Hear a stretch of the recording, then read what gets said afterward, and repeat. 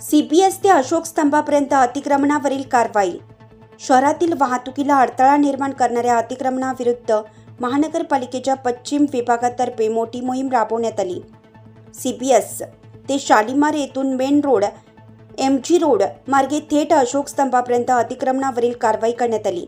या कारवाई दरम्यान पश्चिम विभाग प्रमुख PS पागुल तसेच अधिकारी सुनील कदम, जावेद शेख, मोहन भांगरे, संजय सूर्यवंशी, जगन्नाथ हमारे, संतोष पवार यांच्यासह पोलीस अधिकारी व कर्मचारी मोठ्या संख्येने उपस्थित होते।